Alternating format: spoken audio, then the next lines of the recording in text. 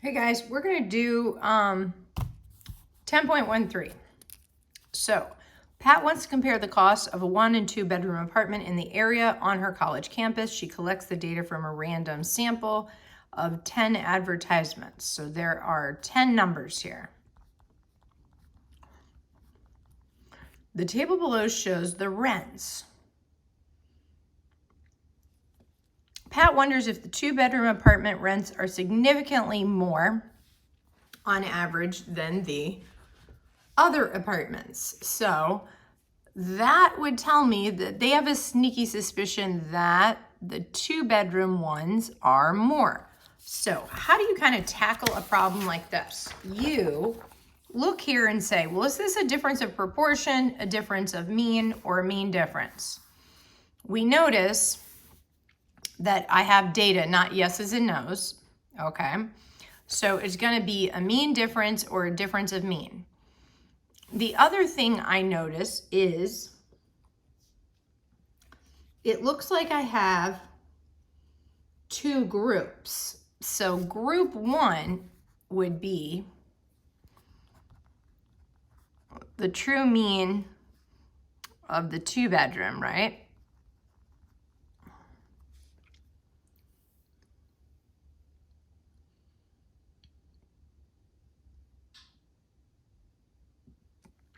And this is the true mean cost of the 1-bedroom. So on this state, you have to define what each of these are, or you can just state all in one full swoop. This is, what is mu1 minus mu2? It is the, I'm looking for the words here.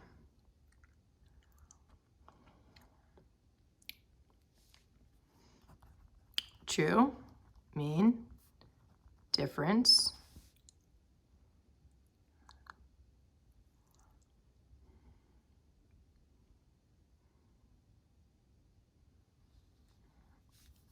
of cost in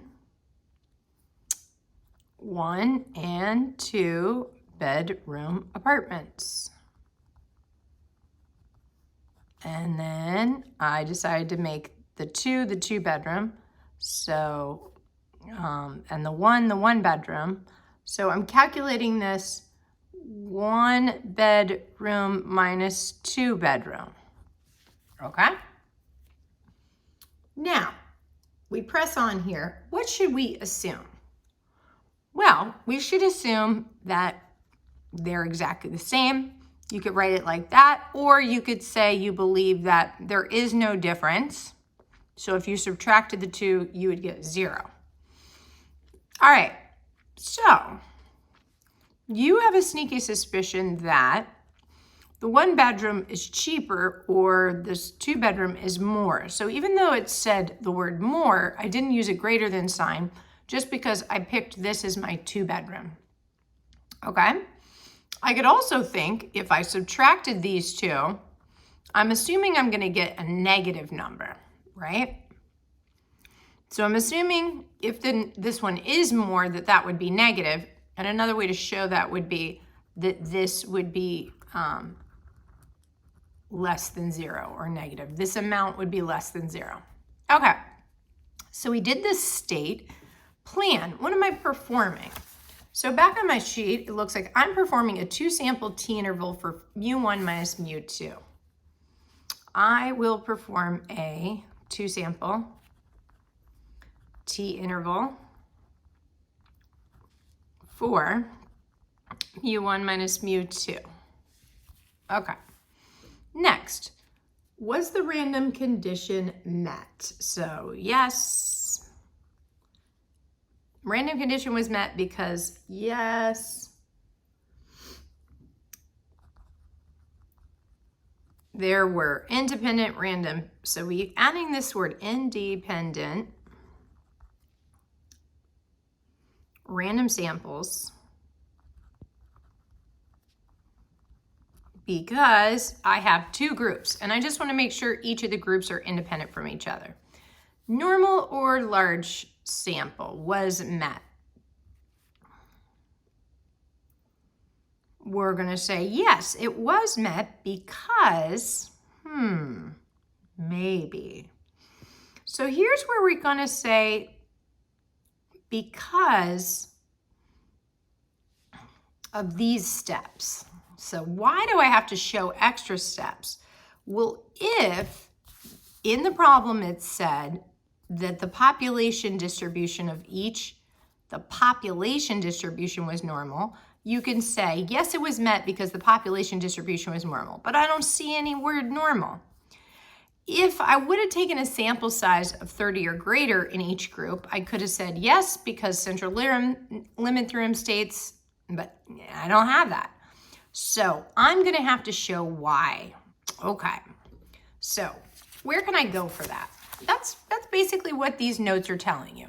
So for each sample, the corresponding population distribution or the true distribution is normal. Nope, we don't have that. Or the sample size is large. Nope, we don't have that. So if either population treatment distribution has an unknown shape, that's us. We don't know the shape.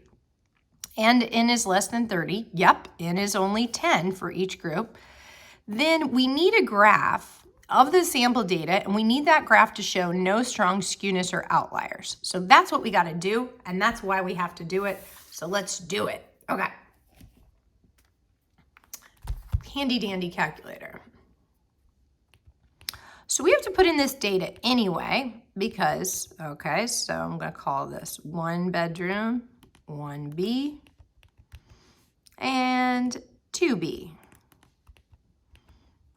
All right, so for my 1 bedrooms,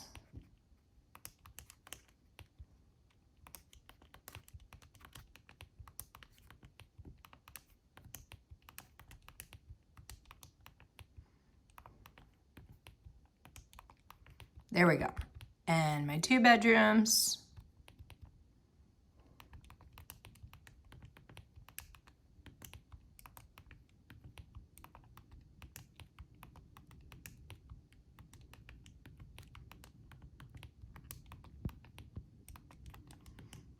okay.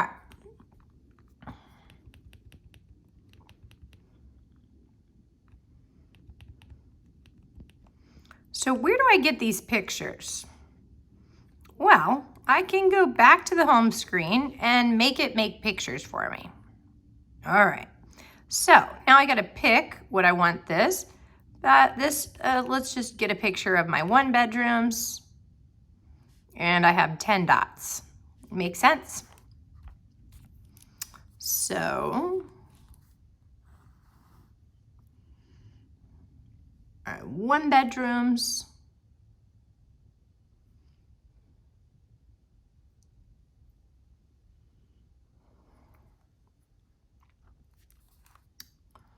Right?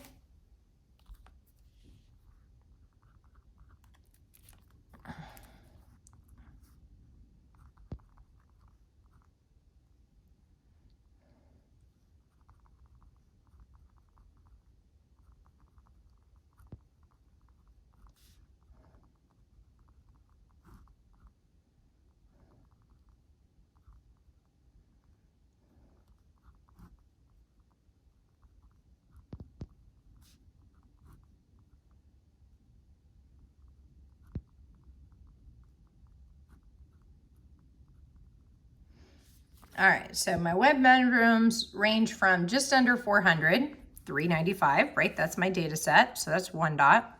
So I got a dot here by 4, just on the other side of 460, a couple dots here at 500, between 500 and 520, between 540 and 560. So again, I'm just kind of copying my screen here.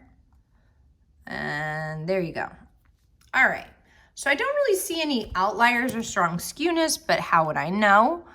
I would go to plot, type, and make a box plot. So there's my box plot. I don't see any stars. It's not technically, it shows some skewness. I don't see any strong skewness though. A lot of the dots are in the middle, couple dots to the left, couple dots to the right. Okay, so this one is for 1 bedroom, right? So now let's do our 2-bedroom. That should be, we can just change the name on this. 2-bedroom.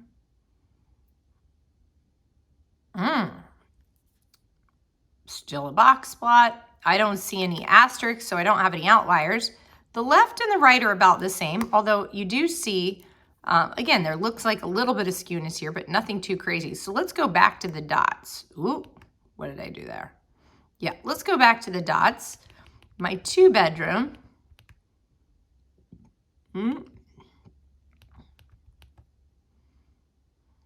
There they are. Okay. So for my 2-bedroom, I have a dot between 480 and, so right around here, 3 dots here, and some dots between 560 and 600. Some dots here on the other side of 660. Ooh. And I'm going up here to all the way up to 760, right?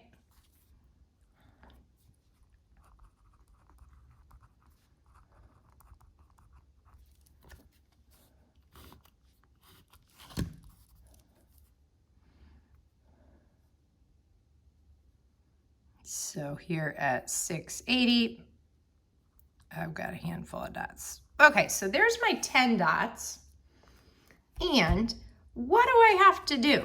Well, the reason why I have to do this is because of this sentence right there. If, since this, and since that. So large sample was met because, A, I'm just copying this, a graph of the sample data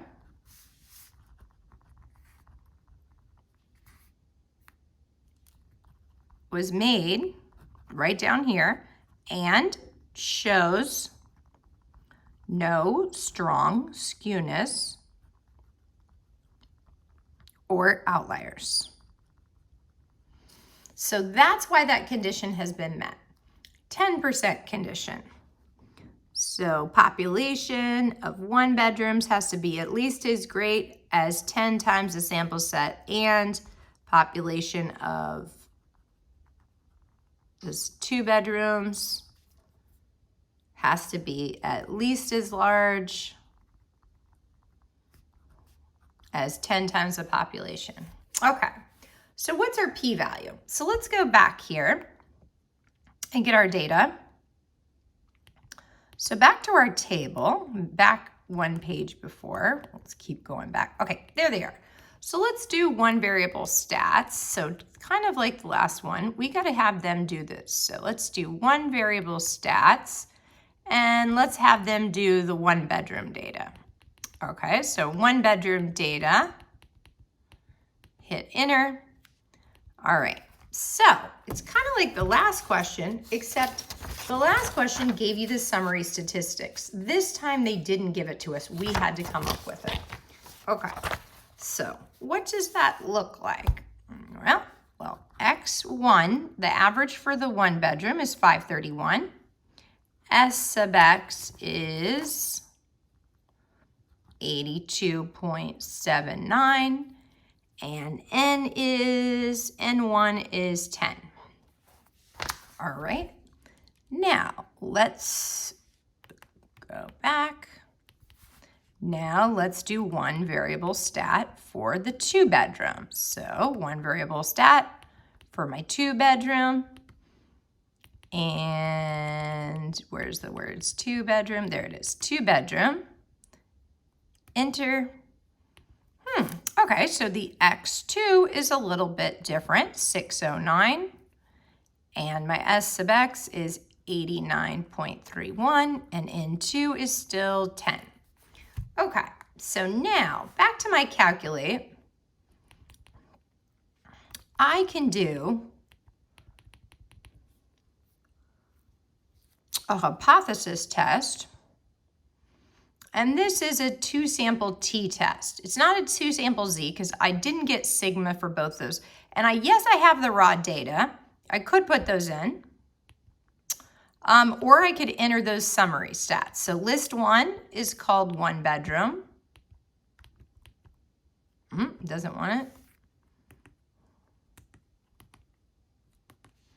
And list 2 is 2-bedroom. And we believe that the second group is greater. Second group is greater.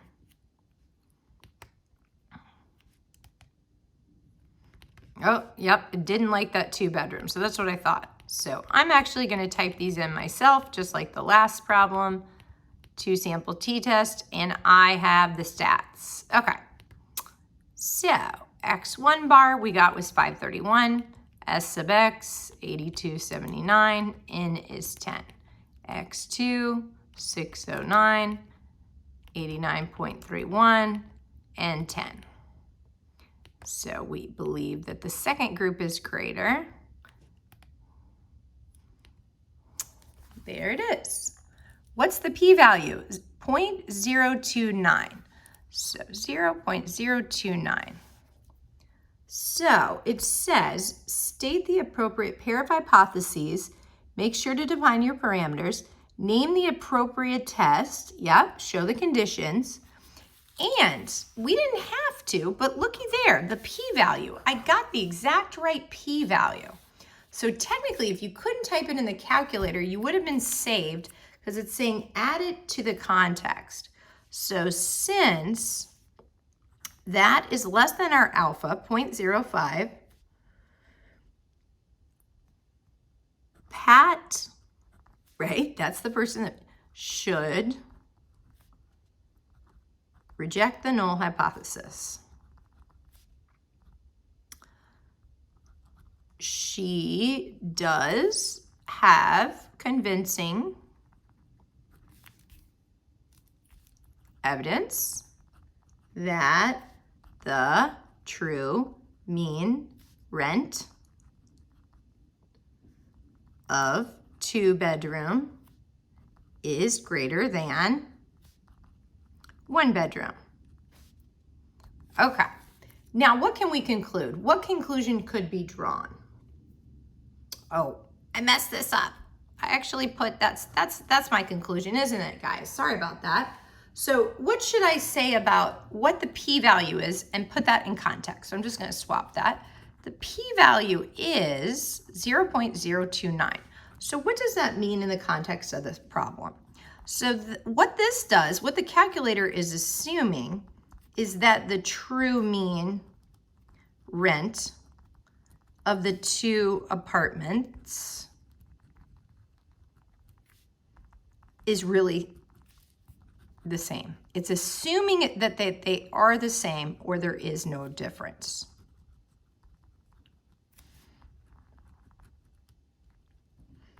Okay, so assuming that there is no different, then there is a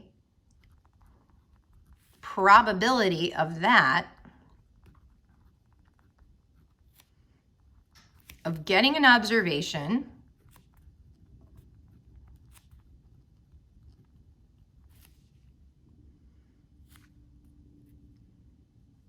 as large or larger than this one. Thanks for joining us, guys.